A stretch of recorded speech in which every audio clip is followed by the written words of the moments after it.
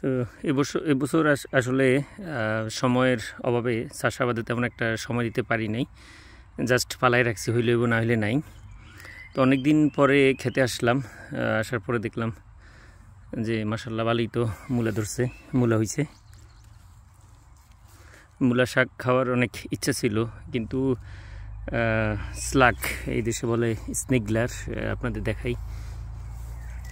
এই যে এই দেখেন, এই ছোট ছোট পোকা, এগুলোর কারণে আর আসলে খাইতে ইচ্ছা করে না। এটা হচ্ছে বিটরুট, সিরিশে বলে রোদ বেতর। এটা এখন অলরেডি জুলাই মাসের 10-12 তারিখ, আর সময় বেশি নাই, মানে শীত শুরু হবে আগস্ট থেকে। আশা করি এর মাঝে এটা হয়তো বা হইতেও পারে। সুইডেনের চাষাবাদেরই একটা সমস্যা, সময় খুবই অল্প সময় পাওয়া।